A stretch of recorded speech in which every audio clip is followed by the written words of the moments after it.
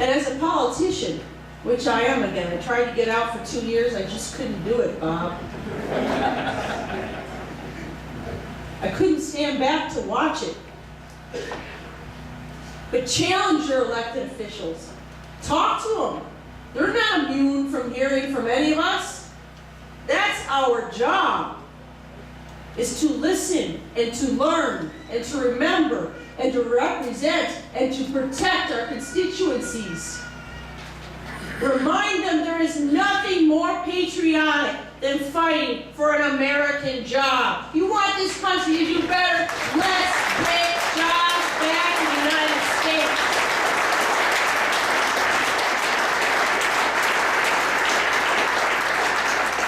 Want to take care of a senior? Make sure they have a pension. For heaven's sakes, is that too much to ask after years of service in this country? And if we want to take care of veterans and their families, take monies away from those private corporations that say they're doing the work of the military and put it into those who are actually serving and their families.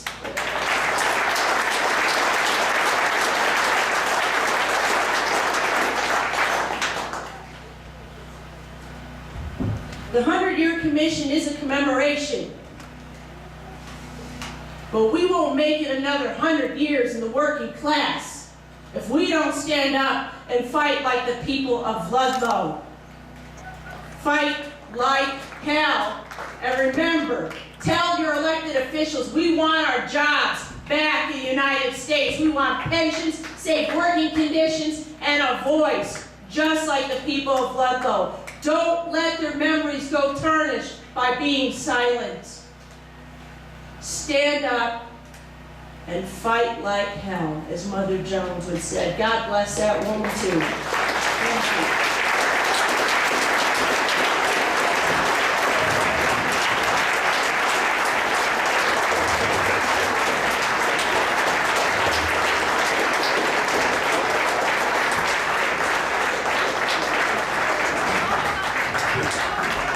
Thank you, President.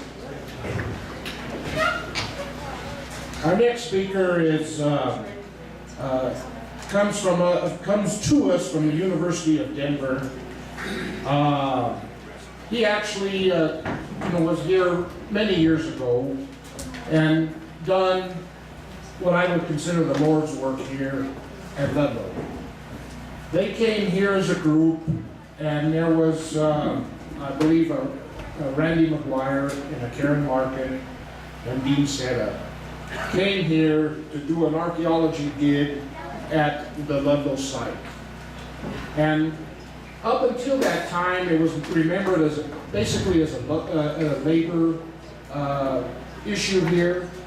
But he also put I believe, he put this on the map of the family and the friends of Ludlow and what it meant to be here at Ludlow.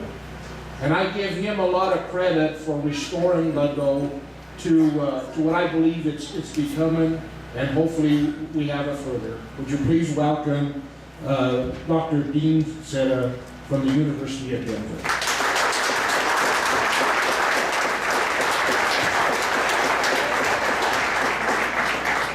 Well, thanks very much, Bob, and thanks, Buffy, for the interlude and also for the kind words about us professors, because we are in a professor-bashing age. If you think, no, we're too liberal, we're too this, we're too that, so we'll take all the love we can get.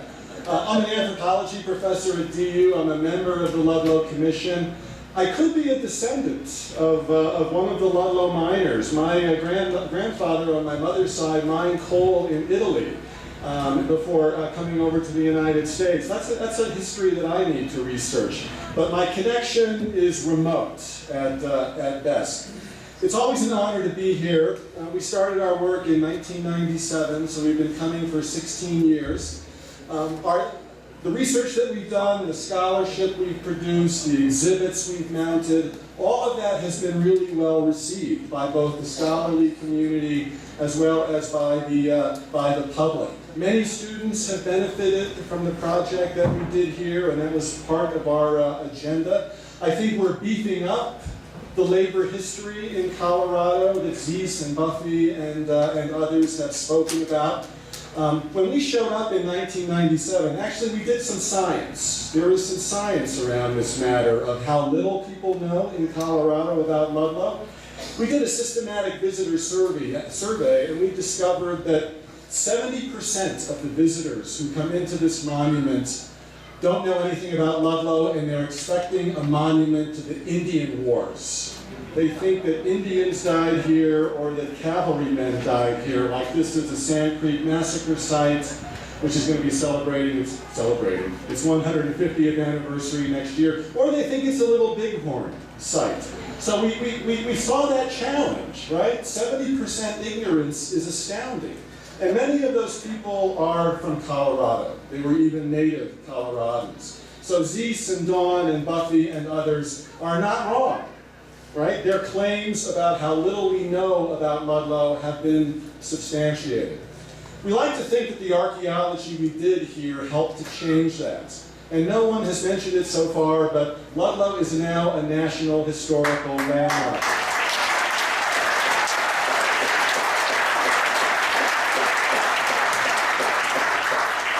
It got that status in 2009. You know, I'm always skeptical about what archaeology can contribute to these kinds of things because people love history and they see archaeology as just kind of a leisure time pursuit that people with time on their hands like me can afford to engage in. But the historians tell us that it was the archaeology that put Ludlow over the hump and sent it on its way towards National Historic Landmark status.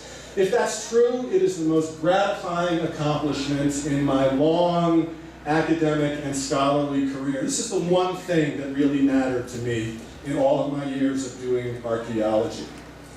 But we have a lot of work to do. Some of you may have seen on September 1st, the Denver Post published an op-ed by me where I talked about how Ludlow still resonates today. And the Post did a fabulous job of supplementing my column with a couple of nice historical photographs of the tent colony. And I've been getting phone calls from people who think they recognize a relative in those photographs that ran in the Post. And in that column, I sort of laid out an agenda, or what I thought would be a useful agenda for the commission for this year, to talk about workplace safety, to prosecute as felons those corporate managers who routinely violate workplace safety laws.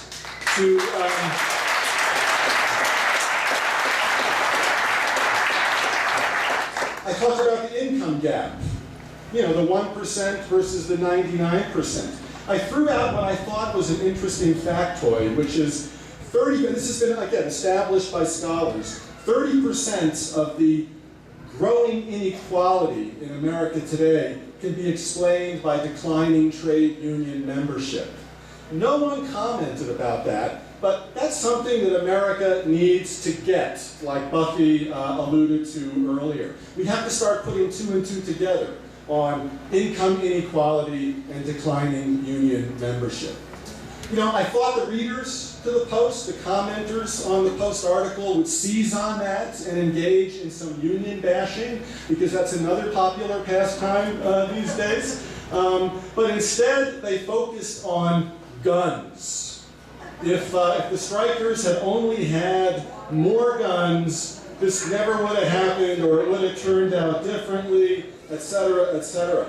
I think that's a comment on America in 2013. I'm not going to say anything bad about guns because I know there's a red dress wearing, gun-toting Democrat county commissioner sitting behind me.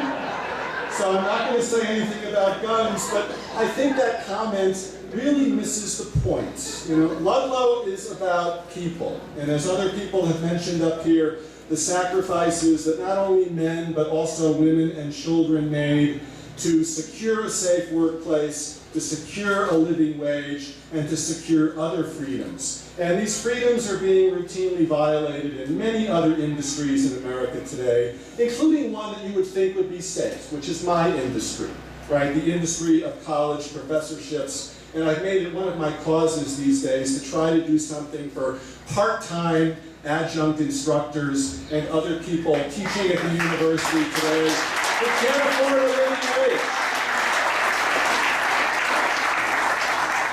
So this is going to be the cause for next year, to talk about the people of Ludlow, the families of Ludlow. As an anthropologist, one thing that really sticks out to me about Ludlow is the cultural coexistence that we saw out here on this prairie. They were multicultural. Before multiculturalism became fashionable, before it became politically correct, they exemplified, the Ludlow strikers did, the very best of what America is, the true promise of America. Out of diversity, unity. Out of many, one. That's E pluribus unum. Immigrants, right off the boat, got this. Whereas many people living here who engaged in all sorts of anti-immigrant racism didn't get it, have forgotten it, and many people need to be reminded of cultural coexistence and ethnic coexistence today.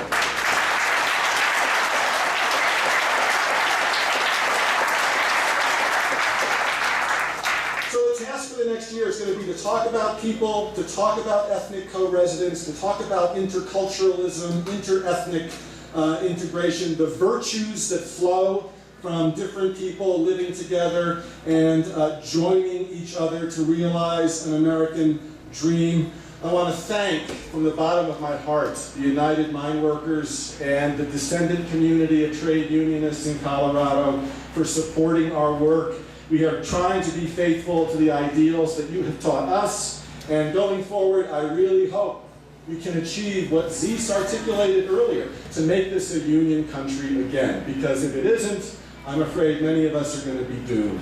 Thank you very much.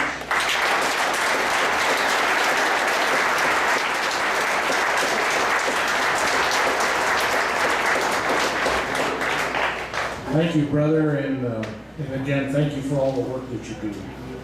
Our next speaker, grandfather was here at Ludlow. He was a coal miner, and even though there was a lot of struggle, a lot of death, a lot of hard work, and very limited pay, the miners in general have been a proud worker, a proud tradesperson in what they've done. But back in them days, when they were working, it just happened that if they had a son that became old enough to work, they usually grabbed that son and put him right in the mine with them. And these people had to work along with their dads or in the family just to try, and sometimes to make ends meet. That group of people that I believe became the greatest generation in this country turned out, and one of their goals, even though it was a proud trade to them, their goal overall was to get their sons and daughters and get them educated and get them to get a different career than they had, because they wanted their children to have a better life than they did. And the next gentleman definitely typifies that. He was born to a coal miner. He's a grandson of a coal miner. His dad made sure that he went on to get an education, and he used that education to provide a living for his family. And he's a proud member of the American Federation of Teachers. He's a retired teacher, and he also was a Colorado history professor. And he also was one of the few to make sure that the Ludlow story was taught in his school. Would you please welcome Richard Barnacusta.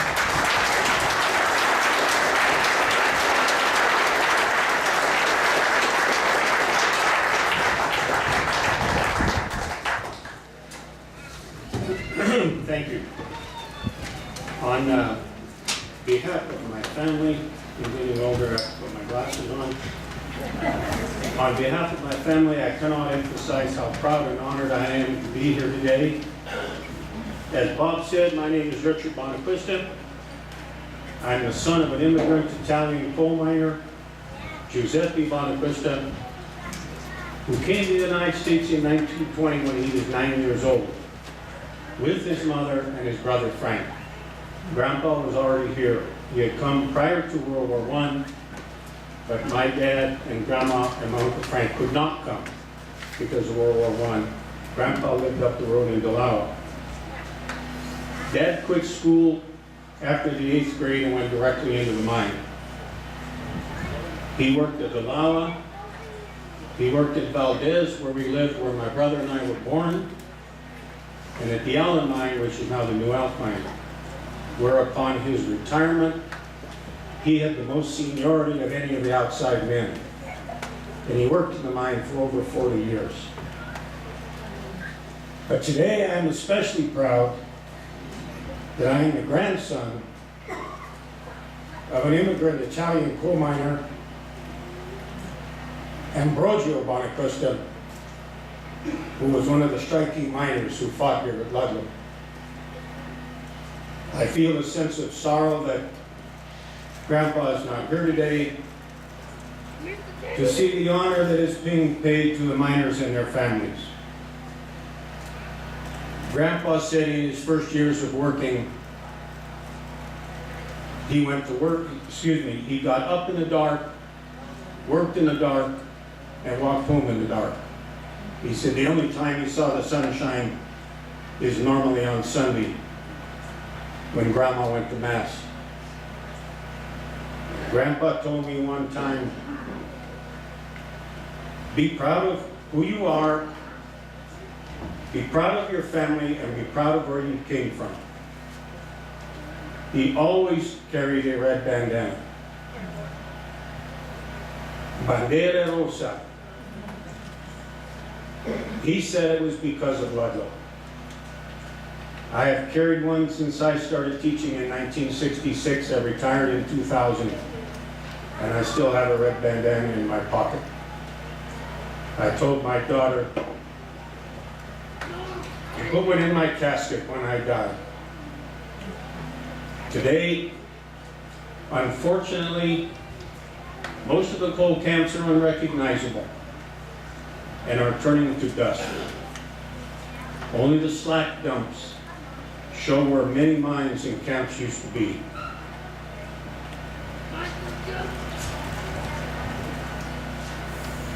Sopris, where I went to elementary school, St. Thomas, Piedmont, are now under Trinidad Lake. The lava up that canyon where my dad was raised is gone. The only thing you can see are the steps of the Catholic Church and the foundation of the Japanese boarding house.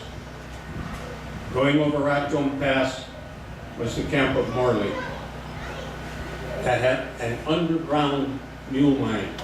They took them in, they had a barn, an underground mule barn. They kept those mules under there until they died. They had outside mules and then they had inside mules. You have to look close to see the foundations of Morley. The facade of the Catholic Church is the most recognizable aspect of that camp. Fords, Suffield, Bon Carbo, Ludlow, the camps around Walsenburg, Levita, and Gardner, and many others are gone.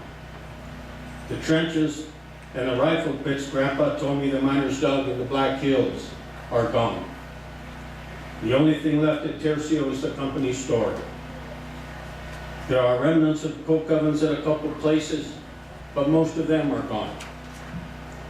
Fortunately, Aguilar, Cokedale, Valdez, Segundo, Starkville, and a few other places are still hanging on. And I will repeat what everybody else has said. I mention this because if the memories of these places are not saved, they will be lost forever. Those places need to be chronicled. People who lived there need to be interviewed. Pictures that they have need to be reproduced and placed in the Trinidad museums. I'm sure Paula Manini will accept them. I used to tell my students to talk to their grandparents about their lives. Remember, when an old person dies, a library burns down. The camp with the most viewable ruins is a mile down the road, under the railroad tracks up Irwin Canyon, where the foundations of Tabasco and Berwyn and Tollerberg and Bear Canyon exist. The opening of the number 3 tunnel is still visible if you know where to look. My mother was in the last graduating class at Berwyn High School. She was one of 9 students who graduated in 1931. She told me at one time 7,000 people lived in that canyon. Up this canyon 2 miles was the camp of Hastings. April 27, 1917, there was an explosion that killed 121 miners. The rope rider was the only man who survived. My last research showed that 20 bodies were recovered. The rest are still entombed in that mountain. The site is indicated by a normal-sized gray tombstone that honor these men. I encourage all of you to take the time to drive that short distance and say a prayer for the souls of these men. I taught U.S. history and Colorado history in public high school for 34 years. As a result, I had the opportunity to speak about Ludlow to many social groups, history organizations, library clubs, book clubs. And my daughter, who teaches history at Front Range Community College in Fort Collins, and I had the pleasure to speak at the Delta Kappa Gamma State Convention. One of my presentations was to the businessmen at the Rotary Club in Castle Rock, Colorado, where I taught high school. After my presentation, most of the men thanked me and said they had never heard of Ludlow.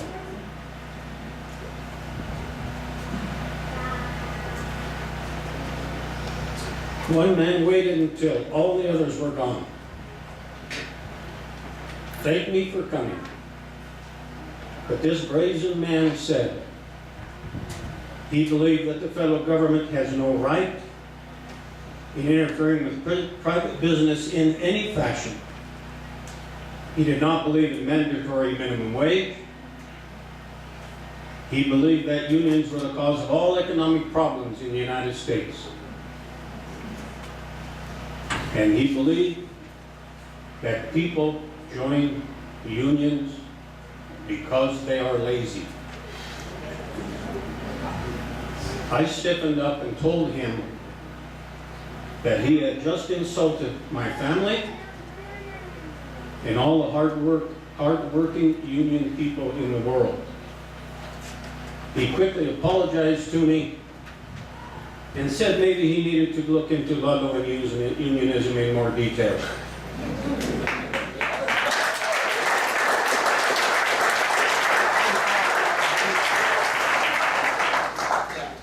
In my opinion, that man needs to come down and go to Hastings and apologize to those 100 miners who are still buried in that mountain for saying that they do not need any federal mining safety laws. He needs to apologize to those miners for saying they don't need the union standing up for their rights. And he needs to go to Hastings and apologize to those 100 men for saying they are buried there because they were lazy. It seems that it takes a tragedy for owners to wake up and recognize workers' rights. As with Hastings and Ludlow and in New York City, the Triangle Shirtwaist Factory fire, where on March 25th, 1911, in 18 minutes, 146 Jewish and Italian women and children, ages mostly from 16 to 23, were burned to death or jumped to their deaths from the 10th story of that garment factory. And the recent collapse of the illegally constructed garment factory in Bangladesh, where 1,134 workers were killed. In both cases, owners finally agreed to recognize a workers' union. We know that the Baldwin Phelps Detective Agency were the hired thugs for many companies around the United States. The best quote I've heard about Mr. Phelps was from a sheriff who was threatened by a Baldwin Phelps detective. The sheriff said, "I've met Mr. Phelps, and I wouldn't pee on him if his heart was on fire."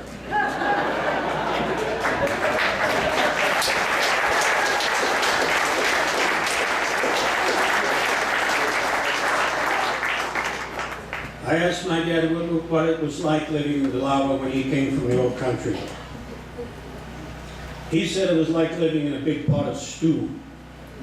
We were all different, like the carrots and the peas and the meat and the potatoes, but we were all in it together.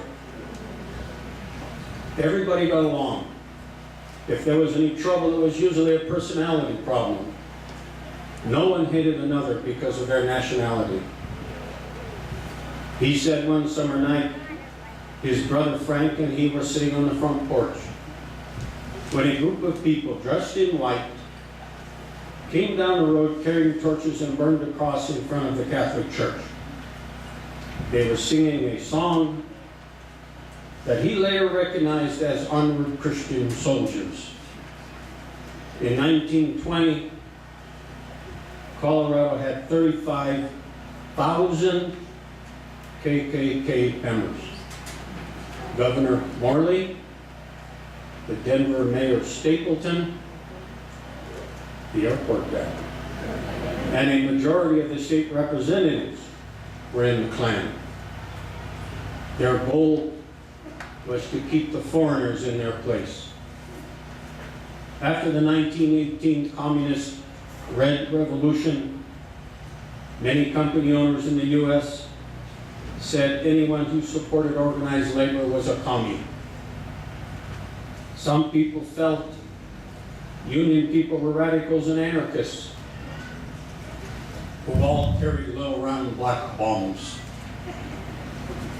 Folk singer Woody Guthrie said of these coal miners, "They ain't no communists, but they've been in the red all their lives." I asked Dad what the kids did for fun in Ludlow. The first sport he saw anyone play were the Mexicans, who played shinny, which is like ice hockey without the ice. He said we had friendly rock fights, which is where my dad learned to throw. We hiked in the hills. We hunted birds and animals with our slingshots. We boxed to set a pecking order on who was the toughest kid in camp. My mother said my dad was, but she liked him. We played marbles. My brother and I could never beat my dad playing marbles when he was 80 years old. And we caught and rode wild donkeys. But mostly, we played baseball. We knew about football and basketball, but baseball is what took over the camps and became a big part of camp life. Every camp had a baseball team, and every camp had a baseball field. The bigger fields were at Socras, Delawa, Ludlow, and Tolliver. When the teams were organized into leagues, we played a lot around the park and Central Park in Trinidad. Dad said as teenagers we thought we were pretty good. We beat a team from Aguilar. Then they challenged us to a football game. He said we showed up in our big overalls. They came out of the school with all their equipment on. He told me we barely made it back to Delawa alive.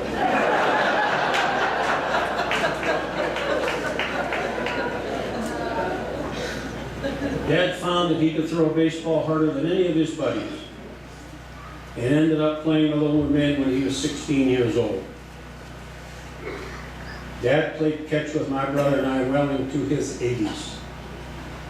He was on the teams that played in the prestigious post-tournament in Denver, where the cold town teams routinely beat the big city teams. The May-June issue of the History Channel Club magazine published a story that I wrote on the 1946 Miller Funeral Home baseball team that Dad and his friends played on. And as far as I know, there's still one of these men still alive, and his name is Billy Concealia, and he lives in Trinidad. They also played against the famous traveling teams like the All-White House of David from Michigan and the All-Black Kansas City Monarchs, whose most famous player was Satchel Paige. In Walsenburg, Dad pitched against the famous lady athlete Babe Diedrichson. Dad said she was very good.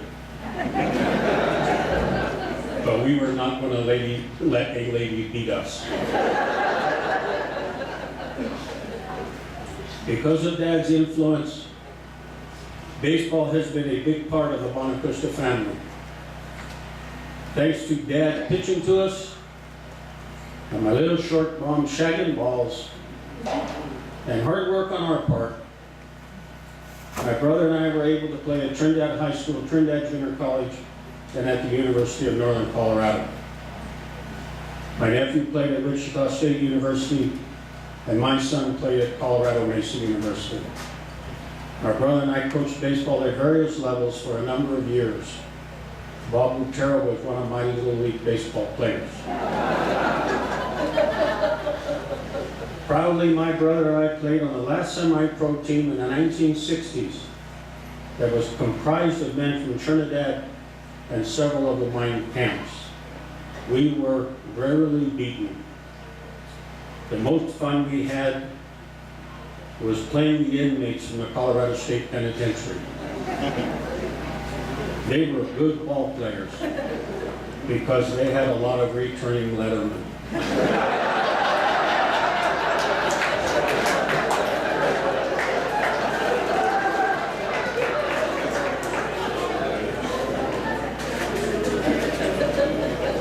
I agree with things people have said here. I want to emphasize how important it is for Union people, history people, and people in general to keep Ludlow alive. I admire my daughter very much, who wrote her master's thesis on Ludlow, and for devoting so much time to Ludlow in the college history classes that she teaches. Some four-year university is missing the boat. In conclusion, I would like to say that these Ludlow families, the miners, were the catalysts for the workers' rights movement. If you appreciate the 8-hour workday, if you appreciate overtime, time and a half, and double time pay, like my father got when he and his couple of his friends were pulling a locomotive out of the Purgatory River up by the Allen Mine, he was gone for 3 days, 24 hours a day, and he got double time for that. If you appreciate medical benefits, retirement benefits, workman's compensation, the minimum wage, and the child labor laws, you need to thank these coal miners and their families. God bless Ludlow, and God bless the United Mine Workers of America. Thank you.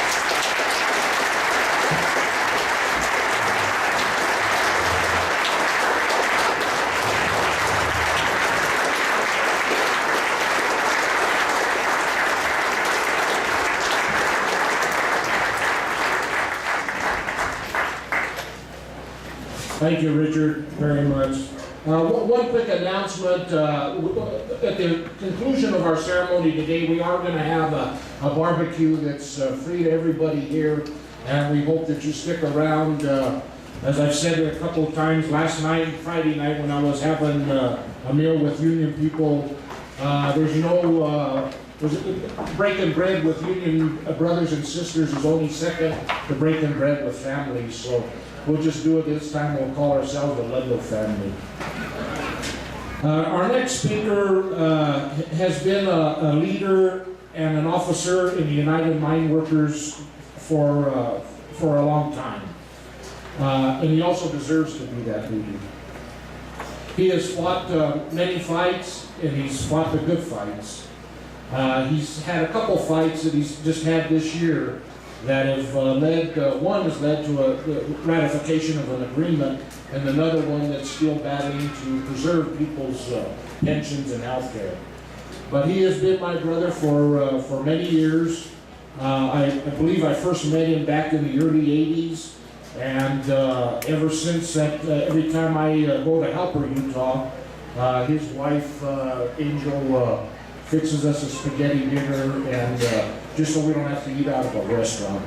But will you please welcome the United Mine Workers District 22 International Vice President, Mike Galvez.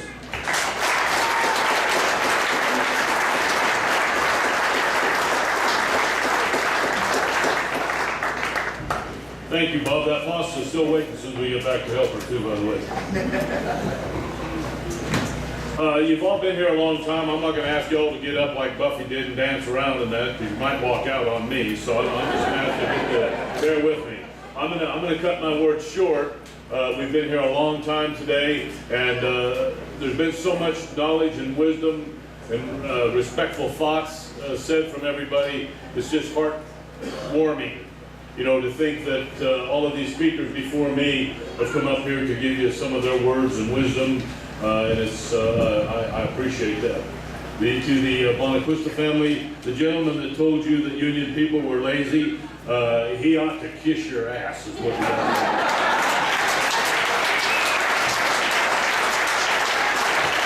You know, if a person like that with the intelligence of a pissant, you know, they probably don't have a clue where all the things that they have and that they enjoy came from.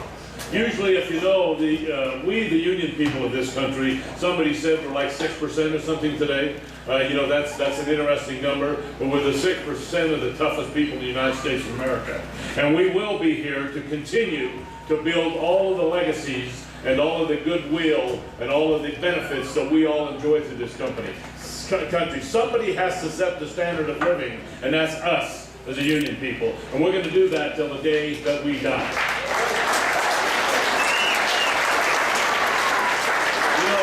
Today, I'd like to, I try to do this often, and one of my very, brother Bob gave me these nice words, but I've been doing this type of business, a union official now for over 35 years. And one of the things that I usually try to do when I step up to a microphone is never, ever, ever forget where you came from. Never forget who made something better for us. And when I do that, I always ask everybody, just take just 10 seconds for me, please. It's a personal request. And just bow your heads. Think about all the fallen brothers and sisters in the Union movement, your family, and anybody that you deeply care about.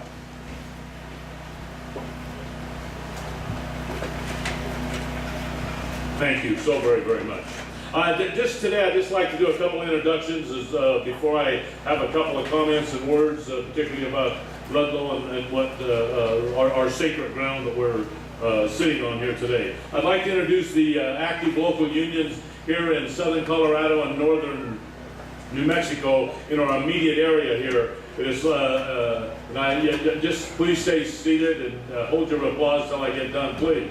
But we have here representing the Raton Waterworks, Local Union 4194, the Los Alamos County Local Union 6126 represents the county workers, Local 7949, Raton, the mines and all the retirees in the Raton area, Local Union 8935 that represent our hospital in Trinidad, Colorado, and Local Union 9956. All of the miners in the Trinidad, Walsenburg, Aguilar area. So with that, that is our active members, local unions within the mine workers here in southern Colorado. And you all do an incredible job. Thank you for what you do to keep the labor movement alive here in southern Colorado and northern New Mexico.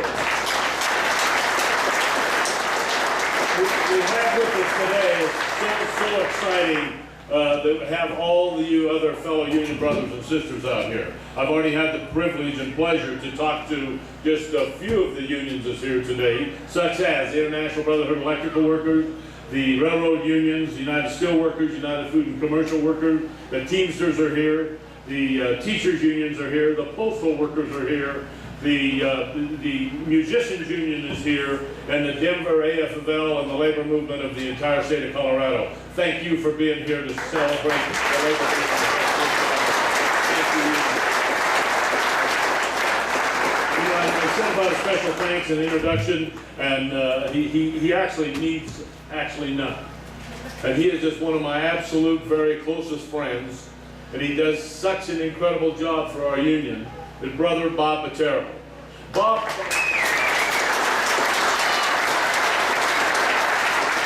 is so refreshing to know that whenever we speak, whether it be in my office in Utah or the Denver office or our Washington, D.C. office, anytime the word Ludlow comes up, it's always attached with Bob Botero. Because Bob will not let anybody that has the remote thinking in their head to ever forget this sacred ground. That won't happen with Bob Botero. And Bob not only does that, he also runs what we call as Region 4. That's kind of the Western United States. He and I have the task of running the Western United States for the mine workers.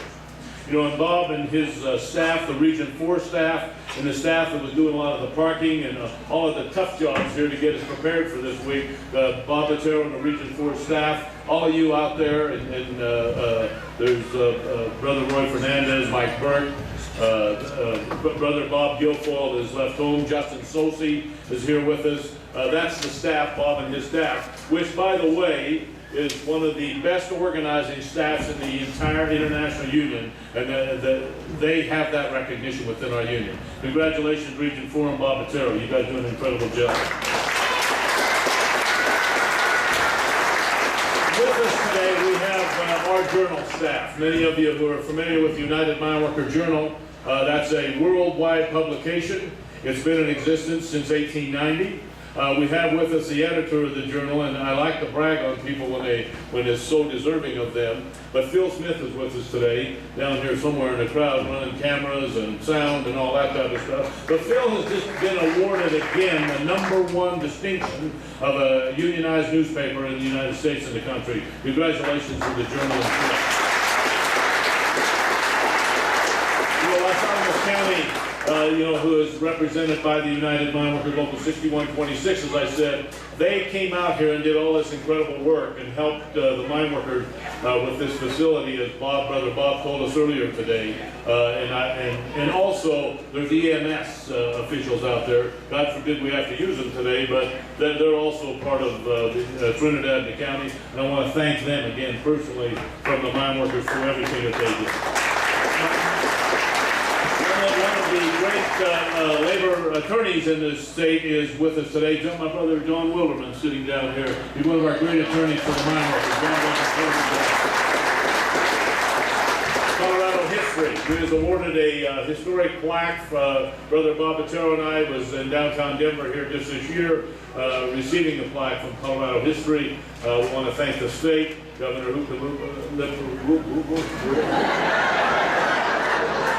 for his willingness to step up and bring Ludlow to the front fires, and with Colorado history, we want to thank everybody for that. Mentioned we are a National Historic Monument. Here in District 22, Bob said we've had some incredible fights here in District 22 in the recent year. We've obtained one of them with a very, very good collective bargaining agreement. I said last night, with a company that's taken us on, many of you if you read the national newspapers, and particularly our paper, and throughout the country, there's a company in this country called Peabody Coal Company. And they like to shed their name like a lizard. They decided to shed their name with all reliability and call it Patriot Coal. God forbid them to use the word patriot, but they did.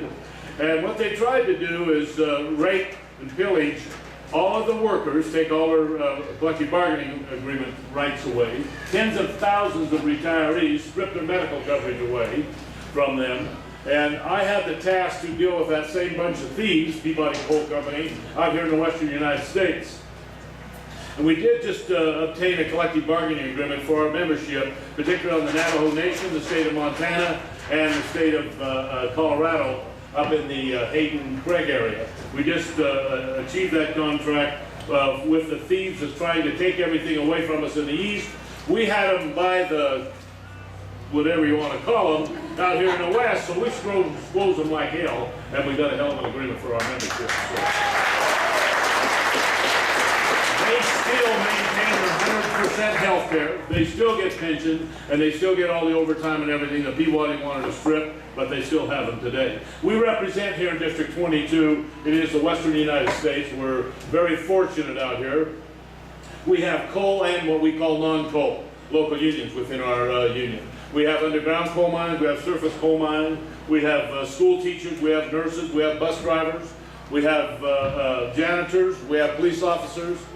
We represent everything under the United Mine Worker banner, and we're very proud of that. Here in our district, we are so very diverse, not only with the number of states that we cover, but every type of collective bargaining agreement. So, our union, has started out as a coal union many years ago. Then in the early 20s and 30s and the 40s, it went to an everything union, what we used to be called District 50. Many things here in Trinidad and this area was organized under the mine workers, under District 50. It was mentioned earlier, this year is the 100th anniversary of what some people call the strike starting. I'm going to have a few words about that in a minute, but next year is the important, one of the very, very important years. We invite you all back next year. It will be in May. I believe the dates are set for May 17th and the 18th. Bob will tell you some more about that here later. We invite you all back. Bring your family, friends. It's going to be a very, very, very large labor union event in the whole United States. We're going to hold international executive board meetings here. AFL officials are going to be here. We're going to have quite an event here for 2014, and again, that will occur in May of next year. The internet, like I said, our board and other functions of our union and many other unions will be a part of it. I mentioned about it was said that the strike started in 1913. And many say that is true. We, the United Mine Workers, were here. We were not the official union at the time of the strike in 1913. But everybody at the coal camps, and many of us have talked about the various nationalities. We had what the operators was doing, which is what the same thing that they do today was the bully pulpit. They was just being bullies to every single worker that they had there. And these workers finally said, I had enough of your crap. And we are going to do whatever we have to do. Now, as was said earlier, the Italians was pit up against the Greeks against the Mexicans against the Croatians. Every nationality was here, but what they had in common were they was all brothers in the mine. Because once you get inside of a coal mine, underground coal mine specifically, you all become working brothers. But the companies thought because they couldn't communicate against each other, they would pit them against each other like the big bully. So what I said that this is, it was courage from all of them people. Just think about this, that the miner would have to come home and tell his wife of all of this stuff that was being taken away, and that they couldn't buy shoes for the kids because they wouldn't pay them for the ton of coal if they loaded. Or that they took stuff out of their paycheck that was unnecessary. We could only go to the company store, which was ridiculous. So the miners said, enough is enough. They had the courage to step up to the plate and tell the coal operator, take your house and shut it. We are not going to put up with your crap anymore. We are going to walk off of the damn job, and with or without a union. That it so happened to be the United Mine Workers of America was here, and we was assisting those people. And the United Mine Workers of America, as you know the story, bought this land here, this sacred hollow ground of ours, the United Mine Workers, to put up the city, or the tent colony. We did that because of the courage that these people had, and they stepped up, and they said they had to go home and tell their wife, you're not going to live in the house anymore. We're moving down across the tracks. Their kids couldn't have shoes anymore as they knew it. That was a tough thing for these men to do, but they had courage to do it. They said, we cannot work in these despicable conditions that we're working in. They said they've had enough. Many people in this country have had enough. And if you look back through history, that's what stimulates everything. The local unions here in southern Colorado had enough. The hospital workers here just a few years back, they had enough and they organized. You know, the county workers had enough. You know, our employers just don't listen to us. You know, and when they don't listen to you, you have to fight fire with fire. And unfortunately, that's what they had to do. But you know, a lot of courageous people in this country was before and after the Ludlow miners. They took courage to take the first step. You remember President Kennedy? Everybody thought he was half whacked when he said he was going to the moon. We were putting people on the moon. You know, President Kennedy did that. It took courage to do that. Just like these miners did. It took courage for them to do whatever that they had to do. Martin Luther King, he had courage. And he stood up with the garbage workers. He stood up with white people and black people and yellow people. It didn't make any difference. Martin Luther King, many think that he only stood up for the black people. And that's the absolute furthest thing from the truth. He stood up for the working class people, and whoever was being wronged, he stood up for them. And you know, people like Martin Luther King had courage, like our Ludlow miners did. And he said, enough is enough. President Roosevelt had the audacity to do Social Security and Medicare. He had the courage to fight the country, fight the Congress, and say, people who work a long time deserve a pension and deserve health care. That's what President Roosevelt did. The same thing these Ludlow miners did. They said, we're tired of working for the peanuts that you're giving us, and you're taking away our houses, and you're making me move because I wouldn't do an unsafe act in the mine. You made me move across the street to a worse house. So these people took courage. President Roosevelt, as I said, had courage by what he did. You know, just most recently, the President of the United States, Barack Obama, said, we need nationalized health care. Many people disagree with the Obamacare. You can hear all the woes you want about that. But what it is, it's based on the similar ideals as Medicare.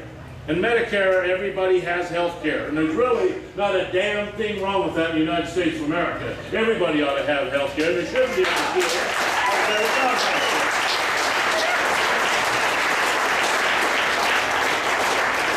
President Lincoln freed slaves. That was a courageous thing to stand up against his white people who had black people as slaves. President Lincoln said, bullshit. We are going to free these people, and he did it against his own white class, as what was said. He had courage like our miners did. You know, greedy employers are all over this country. They're as greedy today as what they were then. They do it in different tactics.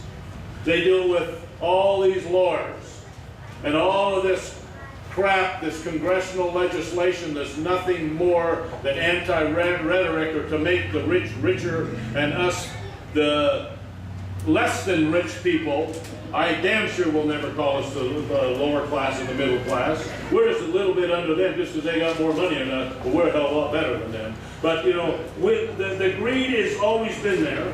You know, it's exactly like one of my biggest pet peeves in this country. Many of you heard this, and I have to just say it just because I just feel compelled to do that. Is about, Buffy said it earlier, about the poor people that have to work part-time and everything else without benefits. It's like these people that shop at Walmart, for God's sake.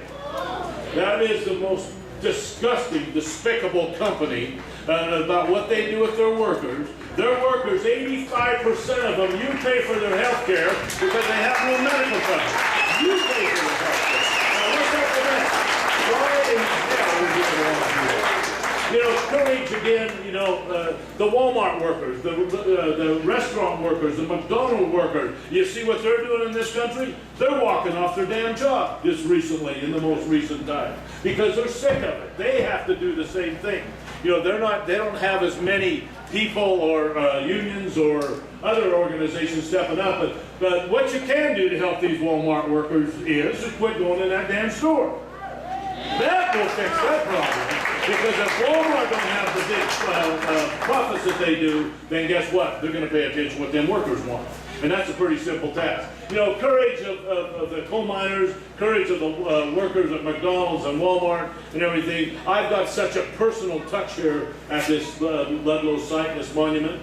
My family was from just down the road here in Aguilar and Trinidad and Walsenburg and that. It's the Alfonso family. Sarcino family. You know, they were actually down here during that time.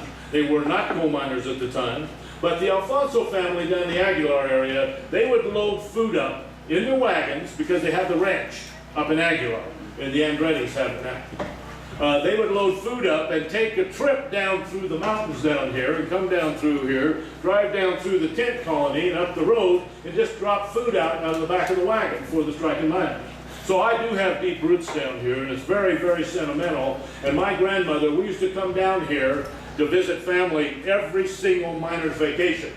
From the 50s and the 60s, when my father would go on miner's vacation up in Utah, guess where we was going? We was going to Trinidad, we was going to Pueblo, we was going to Aguilar every single year. And this was one of the stops that we made, whether we hit our family or not. We went to Ludlow every single year. And we did go see our family, and many of them, you know, we do have roots here. You know, and speaking of courage and something that our unionism is all about, our dear president, for 40 years, John L. Lewis, had the courage in 1946 to make what we know today as the United Mine Worker Health and Retirement Fund. You know, he had a battle Congress, you know, was in the midst of World War II. Remember that? And they said that, hey, you coal miners cannot go on strike because we need the coal for the war. And so John L. Lewis said, guess what you're all going to do, United States government? You're going to step up the plate, and you're going to have health care and pensions for every coal miner in the United States of America. Now, that was a courageous act as well, just like we did here in Ludlow. But that was the people here from Ludlow. That was John L. Lewis who did that. You know, again, I apologize. I'm probably longer than what I should have been because you're all getting antsy and your butts are sore than sore. I can imagine, and the food's on. Bob said it's time to manja here pretty quick. So, but with that, I want to thank you from the bottom of my heart for having the opportunity to be here. I will be here next year and I want to see every single one of you smiling faces again. And please bring a neighbor and a friend and an aunt and an uncle. And if you don't, you know, adopt somebody on the road.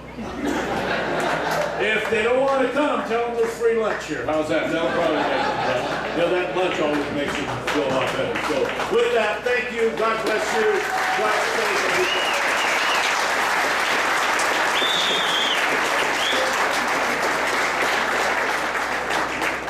You know, I have Brother Bob give me the distinct honor again today to introduce our keynote speaker. You know, he's a very, very dear friend of mine. He's been a member of our organization for well over 40 years. He's been an official of our organization for way over 30 years. He's taken on the tough jobs in the mine. I was an underground coal miner for many, many years. When he was also an underground coal miner, he was a union official in an underground coal mine. He took care of the grievances. He took care of whatever cards was dealt to him, and he done an admirable job. You know, so in all of them years, he worked his way up the chain in the United Mine Workers and became the second highest official in our union as the Secretary-Treasurer. And in that position, you know, we are one of the most wealthy unions in America. And it's not because our dues are any higher than anybody else's. It's to have people like Dan Kane watching over our money. And Dan does an incredible job. And again, whether it be on the negotiations table, whether it be on the picket lines, we've been in jail together here just recently, and we got to do a lot of chatting there when we was in the jailhouse. And I'm sure Dan's going to talk to us about that. But again, Dan also represents us on the world arena. And when I say that, you think United Mine Workers, what the hell are you doing going over to Australia and all of these countries? Well, we do it. And Dan is our ambassador of the United Mine Workers that does that for us.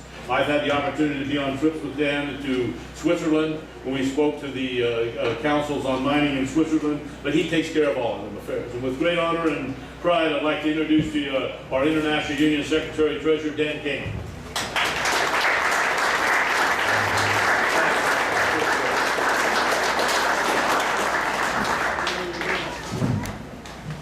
Thank you, Mike. I appreciate that fine introduction. And listen to you talking about everything I've done in all the years and that. I'd forgotten for a moment that I was that old. So I appreciate that reminder. Listen, I'm coming up here today without any notes, and it's good to talk last. I got no notes. You come up here, and you never know what you're going to get. I think it's a lot more exciting to speak just right off the cuff, because there's been so much brought forth here today about Ludlow.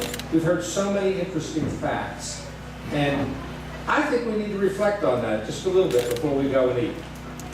By the way, I want to bring best wishes from President Roberts and the entire International Executive Board, who are right now getting ready to wage a battle in St. Louis against Peabody Coal Company. There's a bunch of them going to go get arrested again. I'm fortunate to come out here, although probably after tomorrow I'll be 2 arrests behind President Roberts. They'll have 10 and I only have 8, so I'll just have to work a little harder and make it up. I heard it said earlier, and I remember Cecil saying this, that he considered to be Ludlow labor's Gettysburg. And that's a good analogy. It really is. But I've got another one. I think Ludlow is labor's 9/11, because I don't see any difference between the murdering SOBs that sent the National Guard down here to shoot innocent miners and the thieving terrorists who flew airplanes into the World Trade Center. They're murderers just the same, and they deserve to burn in hell. One was done for religious extremism, and one was done for greed. Which is worse? You take your pick. We've got people in this world who are pushing down on working people, stealing from their workers to enrich themselves. I got on the internet the other night and was looking at a list of the 10 richest people in the country. Most of them are Waltons. Now, we talked before about putting up signs. You had trouble getting a sign out here. I think maybe we ought to start putting up signs, even if they tear them down, all over the country. Every time you drive past a Walmart sign, somebody should have put up a sign in front of it that this company stole $20 million from its employees. Inform the public. Every time you go past a bank, this institution repossessed homes unfairly, or their interest rates are too high. Or every time you go past any place, a fast food store, they do not pay their workers fairly. You know, every time I hear the phrase, the liberal media, I want to throw up. Because the media in this country is absolutely controlled by right-wing ideologues, and they only let you hear what they want you to hear. I make it a habit of listening to some of these, especially right-wing shows, just to see how long it is that I have to listen before I'm going to hear the first lie or the first bunch of crap. Well, they never disappoint me. About 10 seconds is the average. Usually the first question is filled with falsehoods. Now, how are we supposed to operate as a country if we're constantly being fed lies? Well, we got to hit back. We got to get to the school boards. And we got to demand that our children are taught the truth. And we got to get to the radio stations and tell them, get that lying son of a bitch off your station or we're not listening to him anymore. We got to get the TV stations that say, we want to hear the truth. Come up with examples, write them down, and then call the station. The only time they pay attention to us is when we're in their face. You know, we heard earlier about the guy that said that, well, he doesn't believe in unions, and unions are lazy, and they're the ruination of America. We have to talk to people like that. But you know, talking to them through a punch in the nose sometimes is a very effective tactic. Yeah. We need to be in people's faces when we hear them bad-mouthing the labor movement out in public. And I was sort of kidding about the punch in the nose. Not completely. But you can't walk away from an argument like that. I want to tell you something. I've embarrassed my wife and kids different times in a restaurant. Just about got arrested in a hotel in Pittsburgh because some fascist SOB was preaching loudly about the flaws of unions. And I interject myself in. Once I do that, I will not quit. They will either drag me away or he will go away. And we need to fight back, because I'm telling you what we're losing more than anything else. We're losing the young. We have a generation who knows what the labor movement has done because they've lived it. And we have a generation, mine, who knows what the labor movement has done because it was handed to us. And we've enjoyed it, and we appreciate it.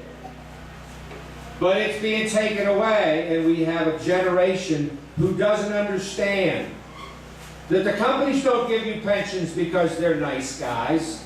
Somebody fought for that.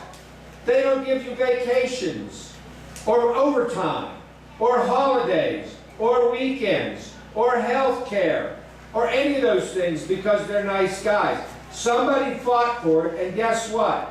The people who are fighting for it now are dying, they're getting tired, and they're falling off, and we're going to lose it. And we do not have the right to sit idly by and watch those hard-won benefits by our grandfathers and grandmothers just fall away into dust. We do not have that right.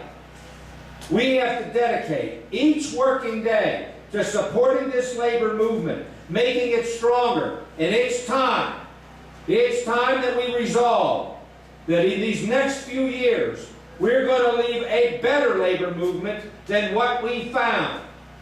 It's time to raise it up again. You know, I don't know what the future holds for us. But I'm telling you something. If it keeps going this way, we won't just be celebrating this Ludlow. We will be celebrating the next one, because there's another one coming if we let them get away with this. They will do it again. People have not changed. They have not evolved into some higher species. They are still hateful and greedy. You see those kind of people all the time. And if you give them the power, they will crowd you into coal camps, make you work for slave wages, and when you finally get sick of it, they'll line you up and shoot you again. Not going to let that happen. Let's not wait for the next Ludlow. Let's celebrate this one, and let's fight for true economic justice for workers and prevent the next one. Thank you, brothers and sisters.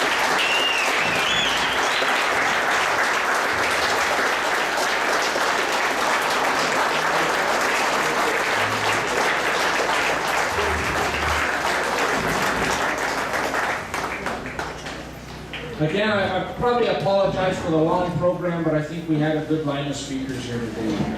And I definitely want to, please give them a round of applause. Again, like I said, please stick around for the barbecue, and definitely have a safe trip home. And in closing, I've asked the Denver Musicians Union, they're going to play a few of the, for God Bless America. So if you wouldn't mind standing up here, stretching your legs, let's take in some good music. Thank you.